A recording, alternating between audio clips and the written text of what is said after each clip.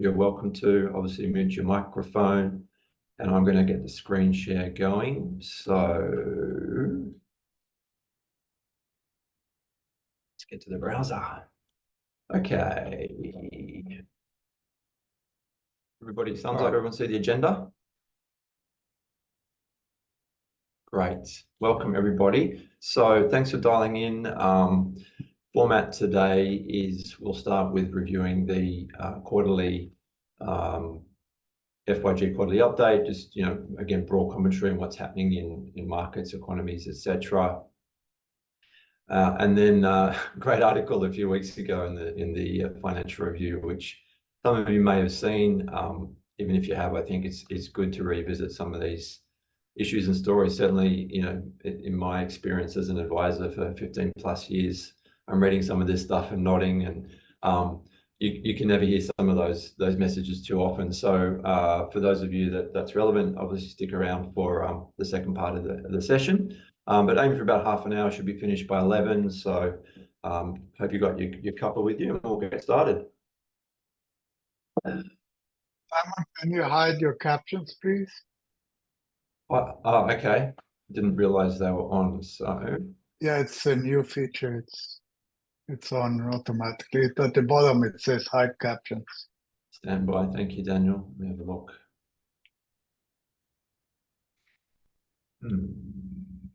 Captions. Here we go. Show captions.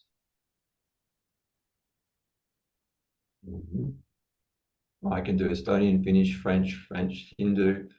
Okay. How do we change that? At the bottom, you have your controls, and one of them says hide captions.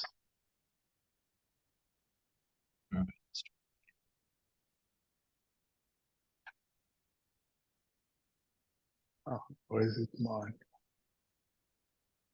What about that? I've just disabled annotations. I don't know if that works. Still, now they're gone. They're gone. Okay, maybe great. It was my screen. Okay, thank you. That's good. Well, we've got the retired tech guy telling me what to do, so I'm in good hands. Thank you, Daniel. All right, let's have a look at the quarterly review. So we sent this out a week or two ago, and it's just good to revisit, the key points. And again, I won't sort of harbour on every bit of detail, but let's. One thing I noticed about the US commentary. So again, just to highlight how this is laid out, in case you don't read it, the first half is sort of an economic summary of what's been happening, and the second part is sort of breaking down different regions or investment markets, what's been happening. And we'll dive into the table in a minute, which lays out all the main returns from the main asset classes that all your money is invested in and spread around. And I just noticed something interesting on the economic side of things. So this is US commentary, and what I've highlighted here, let me make it a bit larger, more an anecdotal comment, I guess, that it's saying here in the US, home buying affordability is at its lowest level since 1985, which is crazy. And the other thing I noticed here is the homelessness levels. And I was fortunate to go on a trip to the US in January. And some of you would know I used to live in the US. And if anyone reads my bio on LinkedIn or Advisor Ratings, you'll see that I spent a couple of years in New York in my previous career in investment banking. And I remember back in those days, 20 odd years ago, homelessness was an issue.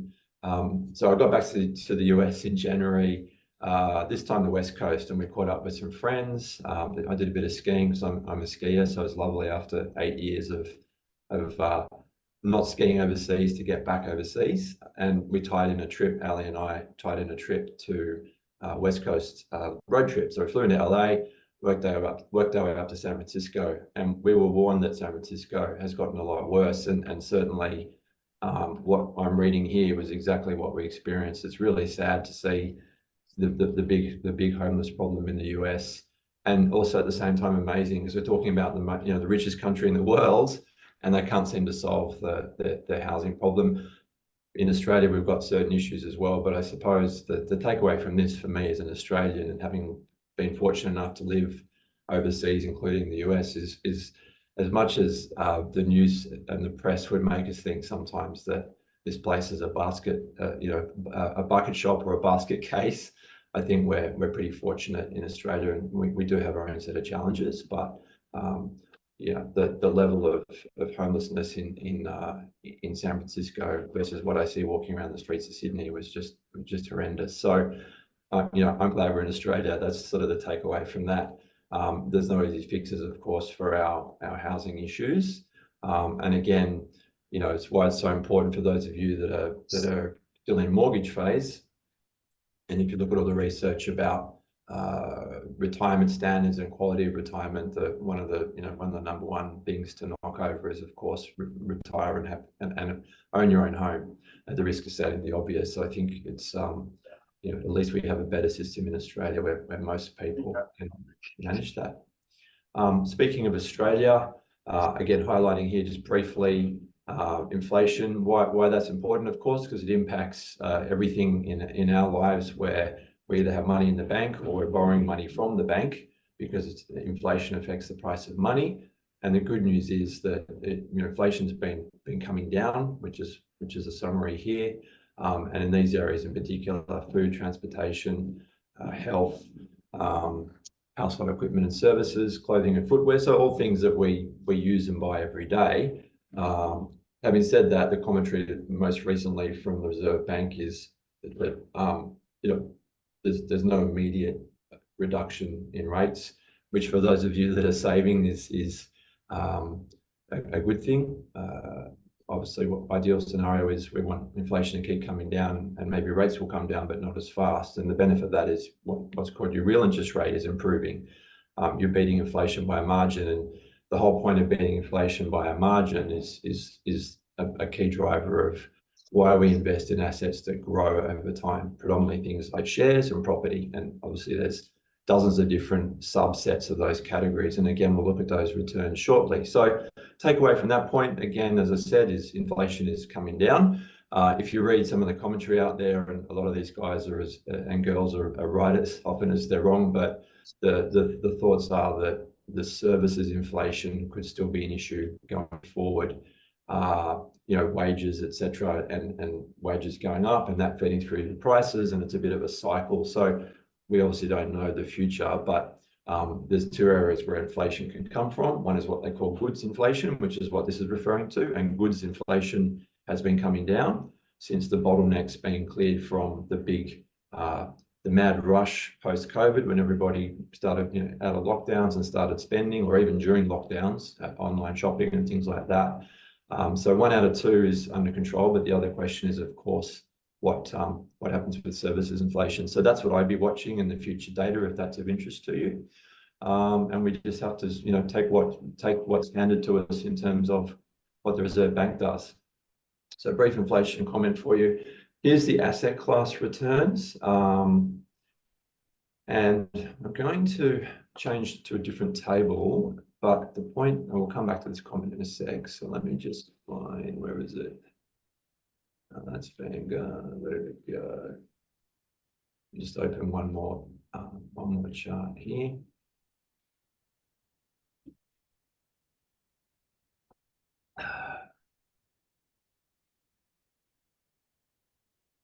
Thinking.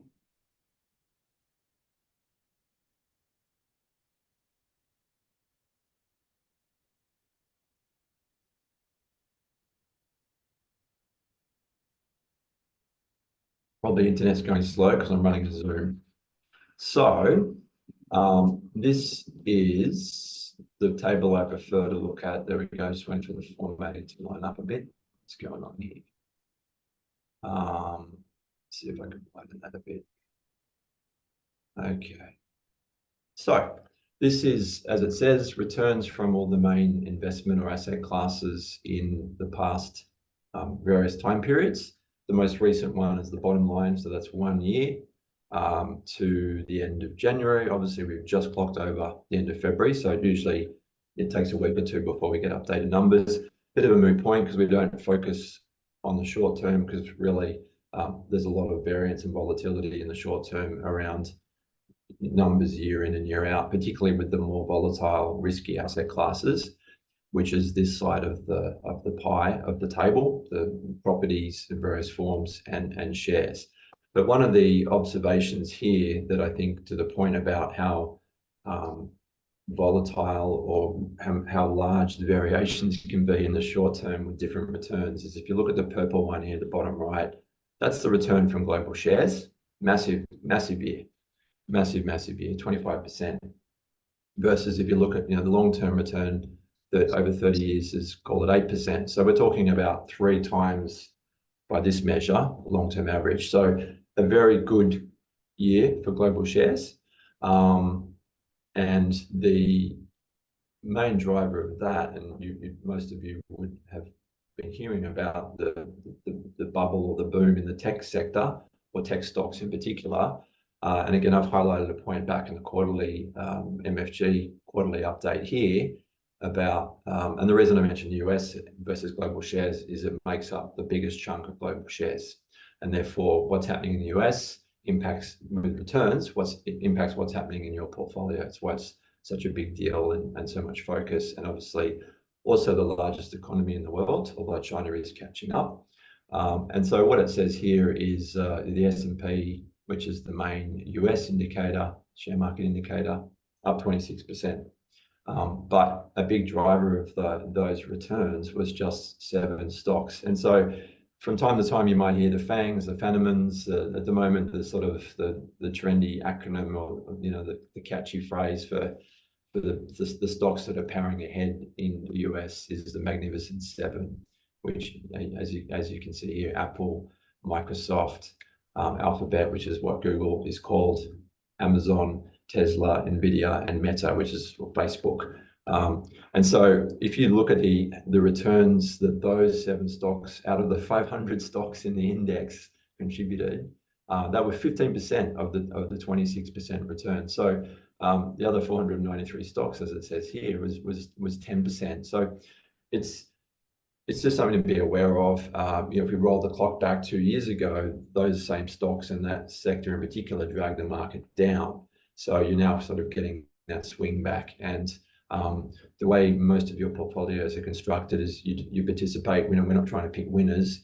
The way these indexes are created is you're participating in this growth as these stocks go up. So for those of you, and everybody does, with international share exposure, depending on what fund you're in and so forth, you'd be earning sort of 20%. You would have earned 20% plus in the last 12 months. So just, interesting commentary on what's going on. And obviously nobody knows how high those stock prices can go. Nvidia, which is sort of the latest or the newest in those 7 stocks, makes chips to power artificial intelligence, and it's now worth $2 trillion, which is just an insane amount of money. By one measure, it's worth more than the value of all the energy companies listed in the US, so the big oil producers, etc. So that's again, just an interesting phenomenon in the short term. If we look at the 10-year returns here, you can see the average return from Australian shares. So this is the benchmark, not necessarily what you're earning, but a reasonable starting point or guide. About 8.5%, and that's including dividends, right? So in the last 10 years, and historically dividends are about 5.5, 5.5 plus 3 roughly. That's where your return has come from. So when you strip out dividends in Australia, the growth from Aussie shares using these indicators has actually been pretty low.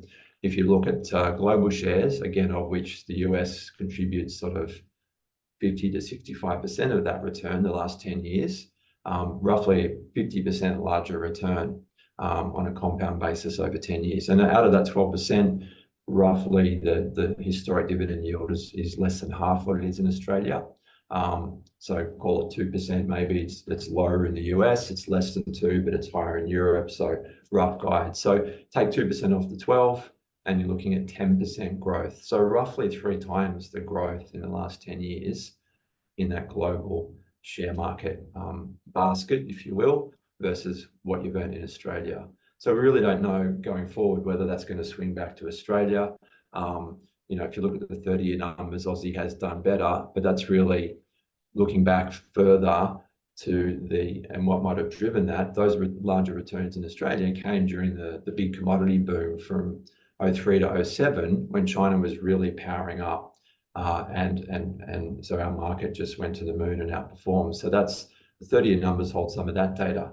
Obviously, we don't know going forward whether we're going to have another massive commodity boom or not. So the takeaway is, of course, once again, as we always say, is to make sure you've got your money spread around in the different areas, because while one's yin and the other's yanging, and as you can see here, this is the last 12 months would have been a great year and was a great year to make sure you've got some global share exposure. And some of the conversations I have with my clients that are drawing down money and living off that for their super and retirement, they very much enjoy the dividends from Australian shares, but the benefit in looking at the total picture, like this table, is also thinking about what's happening with the price of those shares over time, because there's two ways of earning an income or earning growth. And one is in dividends, but the other is in growth, right? If you've had a good year and something's growing, well, that's an option for you to take some money off the table and also use that to fund what you need for your living, etc. So takeaway is you've got to look at the total picture, or to use a technical term, the total return.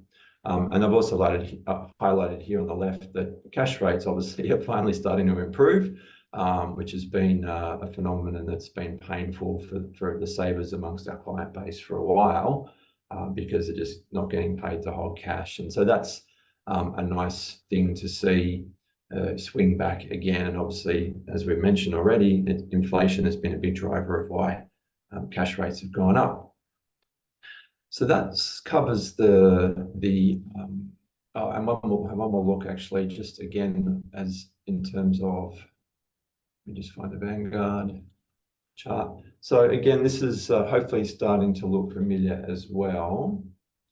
Let's do table. This is kind of what this shows you here.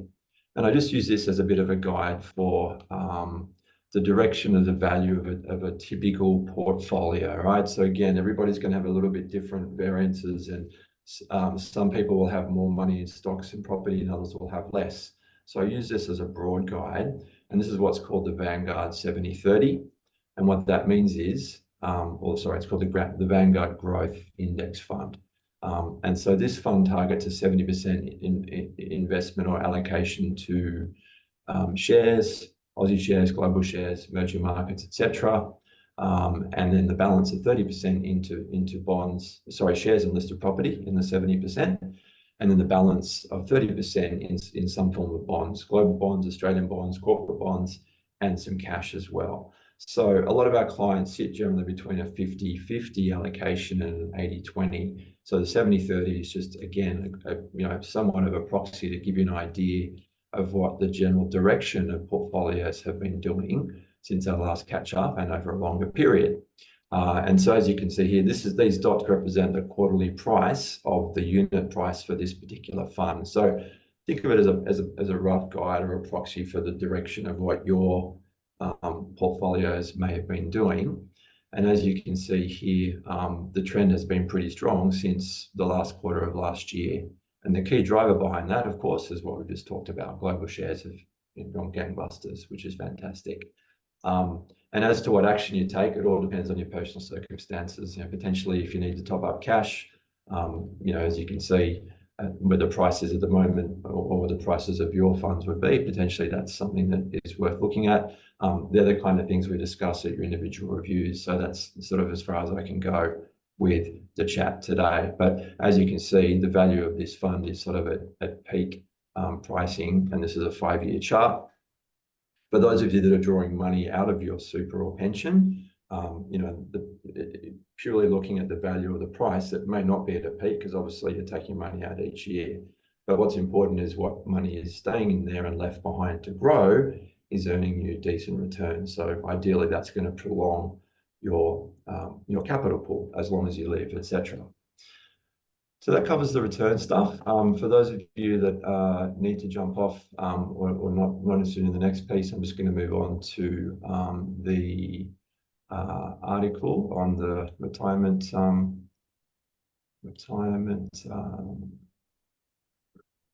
Let's get it up again.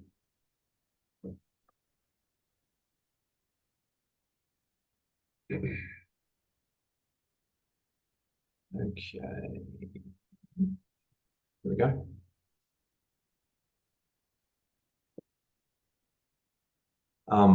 If anybody would like a copy of this article, just drop an email to client service or myself, and we can email through the PDF. It's deciding to load. Is it going to load? I think we're getting there. Pretty catchy headline, isn't it? Retiree horror stories. I suppose that's how you sell newspapers, right? Okay. So I'm not going to read it line by line, but I just sort of had a detailed read and sort of highlighted what I thought were some relevant points and what our role is in this whole process as well. Hopefully, there we go. Is the font large enough? People read that? Thumbs up. Make it a bit larger. Okay. So as I said, anyone would like a copy of the article, we can email it to you or post it out. And so this is, I just obviously, I think very relevant for the work we do for a lot of our clients. And it just talks about a number of different scenarios that occur in life, in approaching retirement planning and in retirement. And so this, the first piece is talking about, we're interviewing this lady called Christina Foxwell, who's still working, and she does a vision board with her husband, right? So for some of you, I would call the equivalent to that is the life planning template, where we sort of map out how the future looks and what your plans are. Not everybody does that. With some of you, we do that on a more informal basis and really just discussions. Others, we have a template. And for those of you that don't, happy to show you what that is if you're interested next time we catch up. And so, Christina has a husband, and their idea with the life planning board is, or the vision board is to talk about the future and make sure they're going in the same direction, or if they're not, they work through it and understand what they're aiming for. They'll also chat to a financial advisor, right? So that's our role, of course, is to help with making sure the money can help you achieve what it is that you want to achieve in life. And that's a different answer for everybody. Having said that, there are a lot of common overlaps in things like time with family or pursuing hobbies or travel. And so I thought it was interesting that her husband wants to retire and play golf, but she'd still like to keep working. And again, I'm laughing because I see this often with clients in this phase where they've just got different time frames, and there's nothing wrong with that. That's just life, right? And so again, the takeaway is that planning is important, communication is important, and that's what the research outlines. That's what my experience has been as an advisor for many years. And so here's 6 tips to avoid that, I guess, or to smooth the future potentially. And again, I'm reading this going, yep, I have these conversations with some of our clients in how do we help the kids get into the property market. Obviously, Sydney is ridiculous. Having said that, I just saw on the news this morning that Brisbane property prices are now caught up with Melbourne. So, whether that's the Olympics driving that or just a longer term trend, interesting to hear. But the point is that many parents, retired parents, whatever, with kids that are looking to get into the property market are trying to find ways to help them. And I think that's a very noble thing to do. And to be able to, give money while you're alive and see the benefit of your children, or see your children enjoying or benefiting from that is as a parent myself, I think that's a really great thing to if you have the means to do that. The issue is in the way you structure it, in terms of what's documented, what the expectations are, if down the track you need that money back and so forth. We don't know the future, of course, particularly around health issues and so forth. And so I think the takeaway here, as I've highlighted, is have a plan. Have a plan for everything as best you can before you hand the money to your kids, if you're doing that. And think about what, as it says here, if you're in a partnership and one of you pass away, or if you've got to move, or the number one fear of most of my clients is that their kids get into relationship difficulty. And so what happens to that money that you've lent or given, or whatever the structure is? What happens to that money? Is that part of the marital asset pool? Does the former spouse walk off with some of that benefit? might have been put into a house and the house gets sold. And so, there are ways to mitigate some of those risks, and it comes down to documentation and how it's worded and how it's structured. And that's where, again, start talking to me first, and we bring lawyers in if we have to. It doesn't have to be a highly expensive, complicated process. Number two, one of you wants to hike the Swiss Alps and the other wants to go fishing. So again, comes down to a lack of shared dreaming. I probably use a different term, but the takeaway is the same. And so again, it comes down to really communication, right? And without reading this line by line, I've just highlighted how to prevent this. Get input from all the important people in your life, obviously starting with your partner if you're partnered. Otherwise, friends and family, experts in finance. Obviously, I'm here as your trusted advisor to, where relevant, to help put that kind of thing together. Number three, downsizing, selling the family home and regretting it. And I think what's interesting here is the first paragraph is exactly again what I see places like Sydney where people have lived in houses for 20, 30, 40, 50 years, a lot of memories there, big house, too much to look after, people, falling off ladders and just don't have the mobility or the strength or the stamina or whatever it is. And that's just part of life, right? Unfortunately, as we get older, to look after the house. But often what we see, as it says here, the comments from, I think, Louise Biddy, the Aged Care Steps Director, that there's not necessarily much money left over when you move, because there seems to be a lot of premium in new properties that may be lower maintenance or a villa, etc. And developers aren't stupid, right? If you look at just the demographics, the baby boomers are the ones that are driving that demand, so they're tapping into that.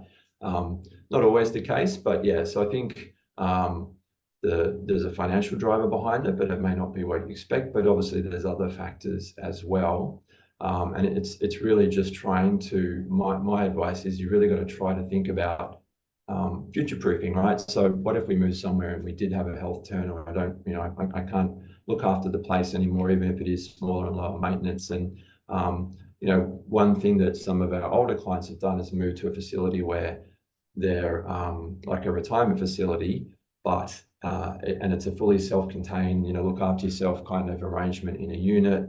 But there's you can graduate to other levels of care. So there's a high care facility. There's one where you still stay in your accommodation or your property, but you can order in services, things like meals or cleaning, etc. But there's so many different ways you can do it. So I think the point is, if you're going to downsize, is to think about the different scenarios. And again, we can workshop that with clients and soundboard it and do the financial modeling as well. In terms of the other point, which is great, I'm just scrolling around here. So this bit here, how to prevent that happening. So this is more about region, I suppose, as opposed to the financial side or the actual physical property that you move to. But suggestion is try before you buy, right? If you're looking at an area, a new area, then maybe try renting there first, which sounds like a common sense approach. Obviously, there's a bit of cost, but it's a small cost to pay to find out whether or not it's the right thing to do, because obviously once you've moved, the transaction costs are massive. Number four, if you're lonely, and it's saying things here like, let me zoom in a bit more. You might move for a sea change or a tree change, and you might be moving away from a support system that's in place already, be it family or good friends, etc. And I guess the how to prevent this comment here, and again, I've seen this with clients, is it's easy to sort of make superficial friends when you move somewhere else, and sometimes that's even hard. If you move to certain places, it might be cliquey, or you just struggle to get into the right network, and that's just life. The real friends are the ones that are there in a crisis. So this isn't something we can necessarily help with, of course, but I think all these things should be on a bit of a checklist, if you will, about the pros and cons of making changes. Number 5, where it is, your health has gone downhill. Number 5. So again, scenario here is people retired, paid off the house, cash in the bank, everything's ticking along with super or whatever, and they've got the plans to enjoy their retirement years, and then possibly you develop again a health issue. Alzheimer's, Parkinson's is the one that's given here as an example. And let me just scroll up here. And then it's hard if you're in a partnership that it's a big burden on the healthy partner, to look after the sick partner. And then I haven't highlighted it, but I should have, because the next comment's, I think, very, very relevant. That, okay, we stick our head in the sand and we think it won't happen to us, which is, again, a natural way to think, of course. Or no, I can take care of my wife. I'll manage. But again, as we've seen over time, it is a big burden on the healthy spouse, so to speak. And I can give you some. I won't give you real life examples, but we see it, and it's sad to watch. And we understand why people behave that way, of course. Or the government can step in and help. And yes, there is some degree of safety net in Australia with the aged care system. But if you want something better quality for your partner, or your family wants something, the kids want something better for mum or dad, etc. If the kids are looking after mum or dad and making those care decisions or helping them, for an accommodation bond, you generally need sort of 500,000 to 800,000 for a decent place. So raises the question, how does that money get raised? And I guess the takeaway from this is, you want to prepare for these things before they happen, right? And that's what our role is, as best we can, is to have the conversations and think about it. Unpleasant as it may be, the more that you can do now, at least having something mapped out. When that time, if that time comes, and there's stress and there's emotion and everybody's running around, and often these things happen quickly, at least there's a plan in place and there's a framework. And hopefully that takes a little bit of the burden and the pressure off whoever's looking after the spouse, or the kids looking after mum or dad. So, map it out. And that's what our role is, right? To help with this kind of stuff. And we've got experts on the panel that if I can't answer the question for you, we'll bring them in to help craft that plan. Lucky last, number 6, you're just plain bored. So I'm pleased to say I don't see too many of my clients who say that they've got nothing to do when they retire. But I guess there's some out there, according to the Bureau of Statistics, there's 160,000 people who went back to work. So it sounds like they need some hobbies. But the Macquarie Uni put a research or a test together, and they worked out that you've got 63 hours in a week if you're not working or retired, which equates to 9 hours of free time each day, right? When you set aside sleeping, eating, all the survival things you need to do to stay alive, the basics. And so the question is, how do you fill that time? And so one of the options here is to test out how much you enjoy your hobbies before you actually retire. So a bit of a test run, I guess. And then the final question is, do you actually want to retire? And my takeaway from that comment is, maybe you're just in a bad job, or you've got a bad boss, or the environment in which you're in isn't making you happy, but you actually don't mind working. So they're all questions that only you as an individual can ask if you're in this planning phase.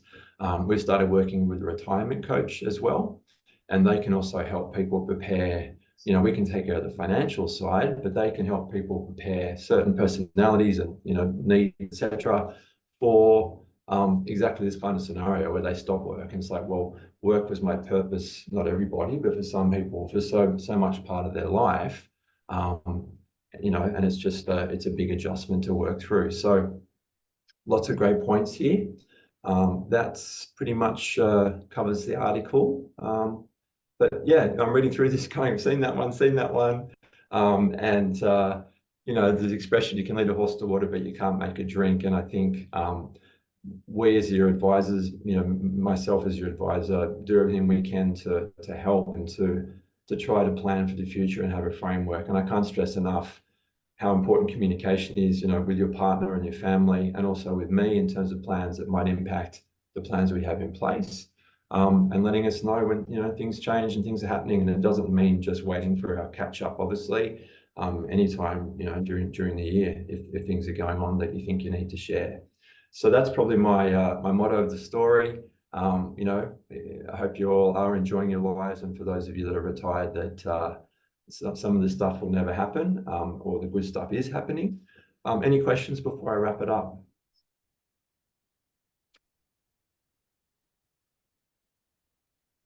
I suppose that's a good sign. As I said, if you'd like a copy of the article, just email client service for myself. Other than that, have a great weekend. Thank you for checking in, and we'll speak soon.